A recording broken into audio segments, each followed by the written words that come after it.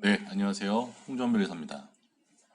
이번 시간에는 최근 이슈가 되고 있는 실용신안 제도의 존폐 위기에 대해서 설명드리도록 하겠습니다.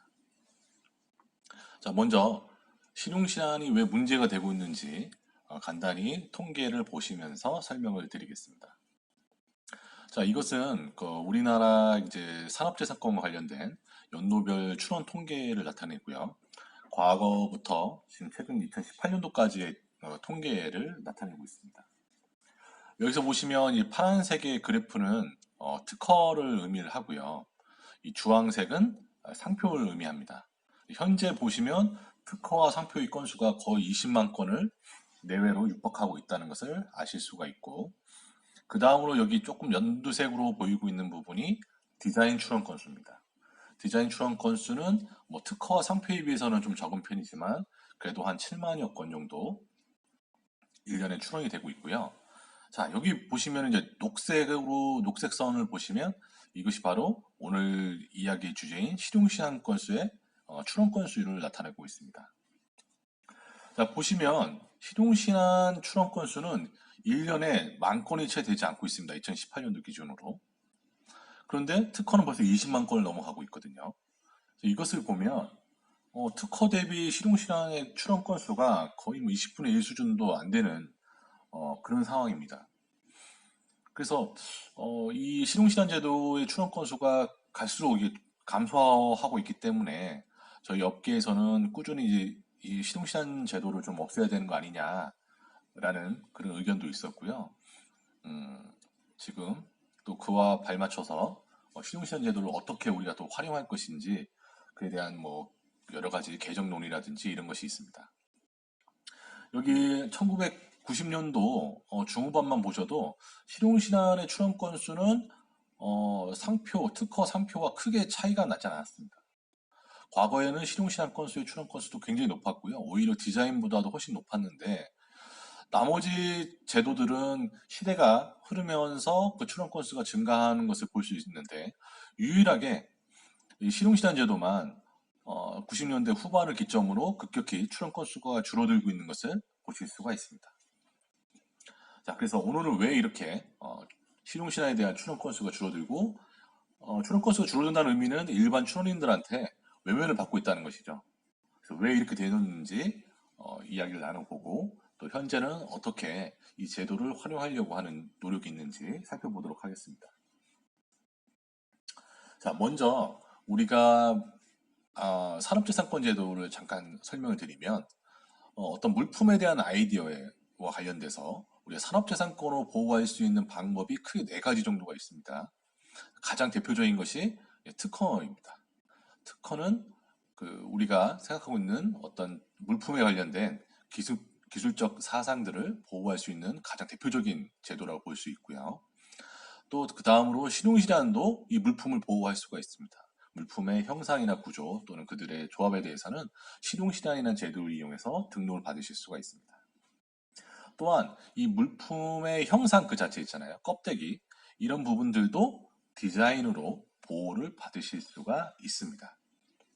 또 예외적이긴 하지만 최근 개정법에 의해 가지고 상표 같은 경우도 입체적 물품에 대한 그런 입체적 상표로서 물품을 등록받을 수 있는 길이 열렸습니다. 그래서 크게 특허 실용신안 디자인 상표로서 이 물품을 보호할 수 있는데 사실 상표는 굉장히 예외적인 거라서 논외를 하고요. 가장 대표적인 것이 특허랑 디자인이라고 할 수 있습니다. 특허랑 디자인. 최근에 그래서 어떤 물품에 대한 아이디어에 대해서는 특허나 디자인으로 보호를 많이 하고 있는 권리 신청을 하고 있는 추세가 있고요. 그렇다면 실용신안도 물품을 보호할 수 있는데 왜 실용신안은 잘 이렇게 출원을 신청을 하지 않는지 조금 더 자세히 설명드리도록 하겠습니다. 자, 특허와 실용신안을 비교한 그 표인데요.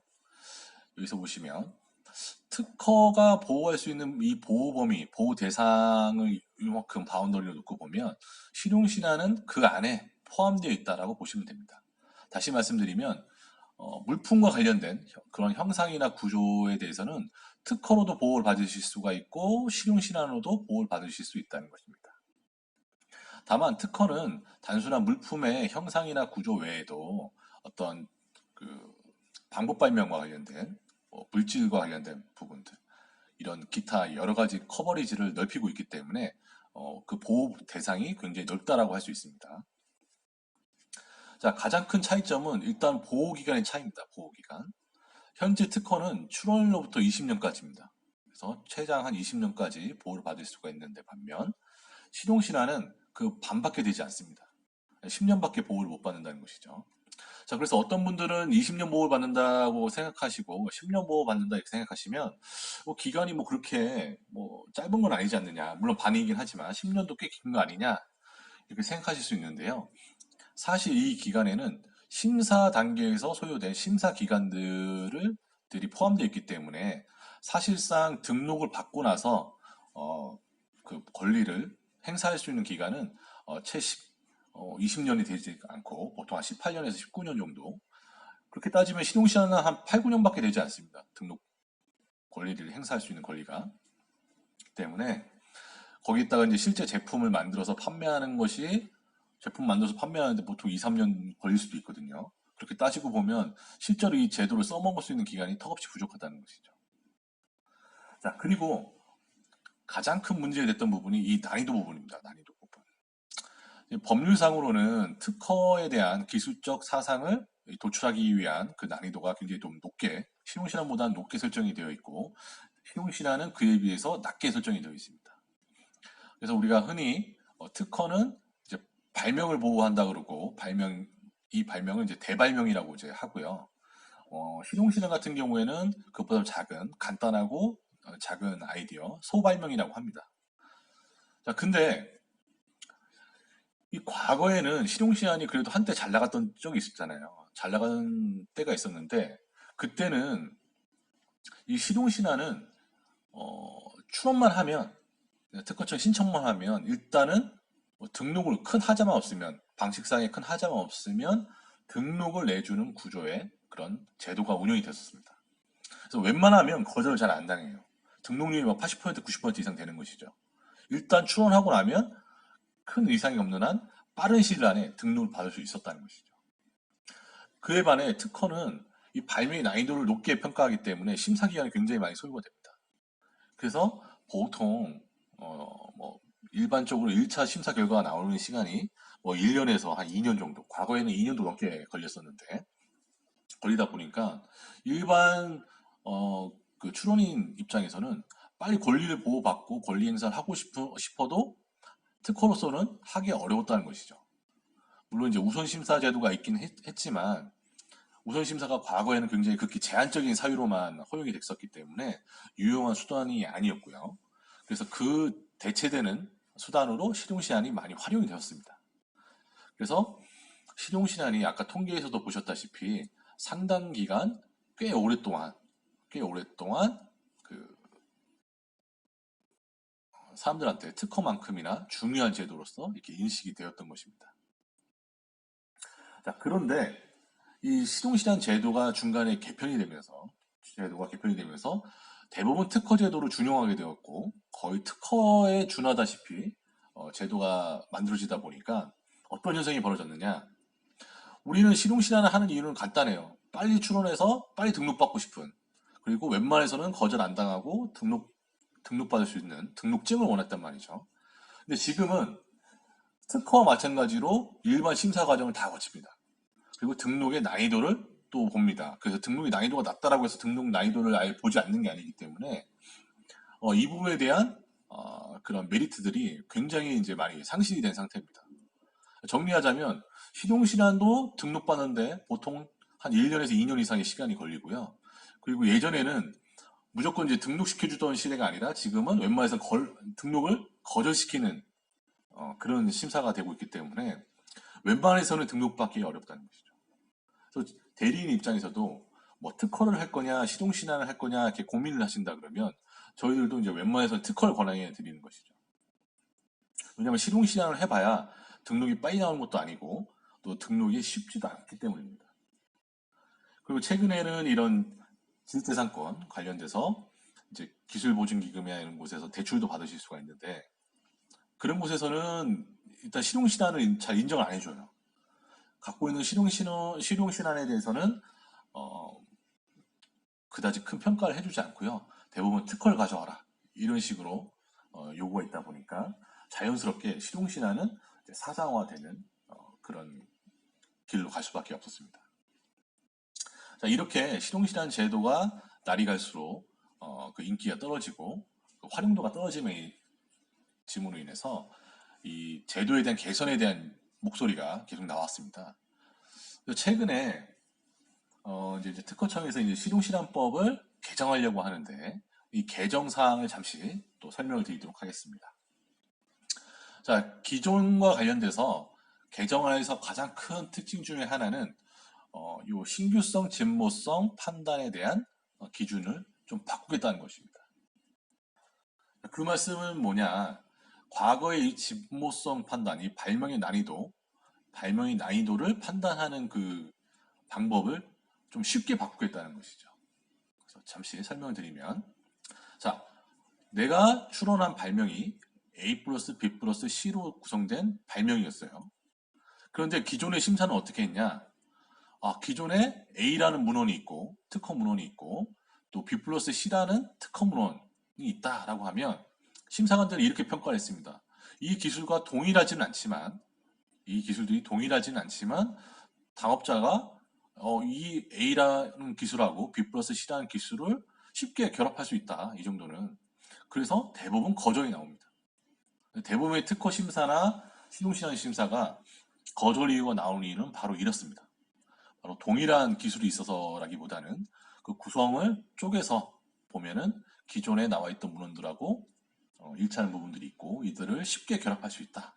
그래서 거절을 이렇게 통제하는 경우가 많았는데요. 이렇게 하다 보니까 뭐 특허는 특허라고 해서 뭐 그렇다 치지만 실용시장까지도 이렇게 적용을 하다 보니까 등록이 굉장히 어려워진 것이죠.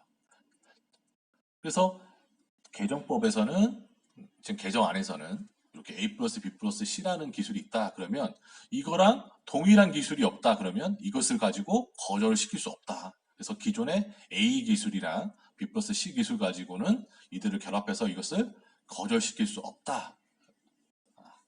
없게 하는 그런 제도를 지금 개정안으로 이렇게 올린 것입니다. 그래서 하나의 공개 발명을 기준으로 해가지고 동일하지 않으면 거절시킬 수 없도록 해서 등록을 더 쉽게 받을 수 있도록 해준다는 것이 개정안의 가장 큰 특징이라고 볼 수 있습니다.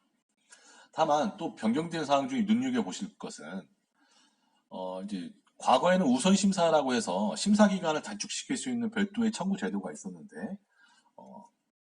개정안에서는 이런 우선 심사를 별도 신청하지 않고 별도의 비용을 내고 신청하지 않고도 바로 신속하게 심사를 할 수 있도록 하자는 것이 또 다른 개정 사항이 하나고요. 또 눈여겨보실 부분은 존속 기간을 기존에는 설정 등록한 날로부터 출원일로부터 10년이 되는 시기까지 보호를 해준 그런 제도였는데 이제는 설정 등록한 날로부터 출원일을 기준으로 5년이 되는 날까지만 보호를 해주겠다는 것이죠. 자, 이렇게 되면 사실상 기존에 있는 10년보다 권리 보호 기간은 줄어들 수밖에 없습니다. 줄어들 수밖에 없고 자 그러면 제가 지금 뭐 현직 변리사로서 이 주요 개정 사항을 보고 이렇게 되면 실용신안이 다시 활성화가 될 수 있을까 이렇게 생각을 해보면 지금 제 생각으로는 지금 좀 회의적인 생각이 듭니다. 왜냐하면 자, 이 진보성 판단 기준인데요. 이렇게 말씀드렸다시피 이제는 조각조각 기술적 구성들을 조합해서 거절시키지 못하고 그냥 동일하지만 않으면 등록을 시켜주겠다 이렇게 나와 있는데요. 자, 여기 한 가지 또 눈여겨봐야 될 부분은 뭐냐. 실용신안을 추론했는데 종래 심사관들이 인용하는 기술들은 실용신안 기술만 보는 것이 아니고요. 특허 기술도 봅니다. 특허 기술도 봐요. 그래서 간단한 아이템일수록 기존의 특허에 포함되어 있는 기술이 굉장히 많습니다. 왜냐하면 특허는 더 진보되고 더 난이도가 높은 기술을 등록받으려고 하기 때문에 이 기술적 구성이 A 플러스 B 플러스 C에서 끝나는 게 아니라 A, B, C, D, E, F, G 막 이런 식으로 구성이 굉장히 많이 포함이 되어 있거든요. 그러면 어떻게 보면은 A라는 기술하고 뭐 B 플러스 C라는 기술을 조합할 수 없다라고 했지만 실제로는 A 플러스 C 정도의 단순한 기술 정도는 특허 기술 하나로도 얼마든지 거절시킬 수 있다는 것이죠. 물론 이제 이게 개정안이 통과돼가지고 뭐 심사 실무 기준이 어떻게 변경되는지를 좀 눈여겨봐야겠지만 제가 지금 실무를 해보면서 느낀 바로는 단순히 이 구성 요소가 같고 틀리고 뭐 이 정도 가지고는 등록률을 이렇게 올리기가 쉽지는 않을 것 같다. 왜냐? 시동시험보다 더 난이도 있는 특허 문헌들이 이미 1년에 20만 건씩, 10년만 쳐도 200만 건이에요. 그런 기술들이 있는데 그 기술들로부터 어, 비교적 단순한 구성의 실용신안이 등록받을 수 있겠느냐? 저는 이것은 좀 어렵지 않겠느냐 이렇게 생각이 들고요. 또 하나는 이 존속기간 부분이 있어요. 지금 이 설정 등록하고 출원일로부터 10년이 되는 날까지 보호하는 이 기간도 특허에 비해서는 굉장히 짧습니다. 반밖에 되지 않아요. 반도체 되지 않는 이 기간인데 이제는 이것을 더 줄여가지고 물론 이제 심사를 신속하게 한다고 그랬으니까 뭐 등록은 빨리 나올 수 있겠다고 하지만 결과적으로는 출원일로부터 10년이던 기간이 5년으로 더 반의 반이 됐습니다. 반의 반이 됐고요. 그리고 말 그대로 신속심사라는 것은 1차 심사에 대한 그 결과를 논할 뿐이지 1차 심사에서 거절 의견이 나와서 그것을 대응하고 뭐 이렇게 한다면 통상 1년이라는 시간, 뭐 2년이라는 시간 정도는 얼마든지 갈 수 있거든요. 그러면 이 심속심사라고 아무리 빨리 한다 하더라도 1, 2년 시간이 소요된다 그러면 이 출원 등록받고 2, 3년밖에 등록을 유지 못하는 기술을 과연 굳이 스타트업들이라고 해서 실용시한으로 내겠느냐? 저는 좀 아니라고 보고요. 또 하나, 아까 제가 잠시 언급을 드렸지만, 이 스타트업들을 위해서 지금 이렇게 개정안들을 개편해서 이렇게 한다라고는 했지만, 스타트업들이 돈을 융통하기 위해서 자금을 대출받거나 아니면 투자를 받기 위해서 그 투자사들을 만날 때 그 사람들이 과연 이 실용신안 제도를 인정해 줄 것이냐? 그것도 한번 눈여겨봐야 된다는 것이죠. 지금 현행 기술보증기금에서는 실용신안 기술 가지고 뭐 가치평가 받고 돈 대출 받기가 굉장히 어렵습니다. 안 해주려고 그래요, 실무상으로는. 그리고 투자자들 입장에서도 특허라는 더 좋은 제도가 있음에도 불구하고 굳이 실용신안밖에 확보되지 않은 그런 기술들은 2, 3년 뒤면 다 없어지잖아요. 권리가 다 소멸될 수 있잖아요. 근데 굳이 그 기술에다가 투자를 할까요? 그 기술을 갖고 있는 스타트업들한테 투자를 할 리가 만무하다는 것이죠. 결과적으로는 실용실한 제도를 살리려고 하다 보니까 이렇게 제도를 개편하고는 했지만 지금 현재 어, 맨 앞에서 말씀드렸다시피 실용실한 출원 건수가 줄어든 게 벌써 20년이 넘었습니다. 자, 20년 동안 진행되어 온 어떤 상황을 이렇게 단순히 법만 개정한다 그래서 갑자기 이 출원 건수가 특허나 뭐 상표 아니면 디자인에 육박할 만큼 증가하겠느냐? 이것은 지금 너무 좀 늦은 처사가 아닐까 싶습니다. 예를 들면 2000년도 초반쯤이나 그때 개정을 조금 더 해서 좀 했다라고 하면 모르겠는데요. 저도 한 2005년도부터 이렇게 이 제도를 이제 알게 돼서 공부를 했었었는데 그때만 해도 이 제도를 이제 다시 또 살릴 수 있는 기회들이 있었음에도 불구하고 그때 별다른 법 개정이나 이런 거 없이 이루어지다 보니까 지금은 자연스럽게 소멸화되는 길을 걷고 있는 것입니다. 그래서 이미 또 외국 같은 경우는 또 특허 제도 외에 실용신안 제도를 갖고 있는 나라가 없는 나라도 많거든요. 그래서 그런 국제적인 뭐 상황이나 여러 가지를 봤을 때 좀 지금에 와서 실용신안 제도를 다시 이렇게 개정해가지고 살리려고 하는 것은 좀 늦은 처사가 아닐까 싶습니다. 예, 아무튼 오늘 영상은 왜 실용실현 제도가 이렇게 일반 출원인들한테 외면받게 되었는지, 그리고 이것을 해결하기 위해서 현재 어떻게 개정안이 준비되고 있는지에 대해서 설명을 드렸습니다.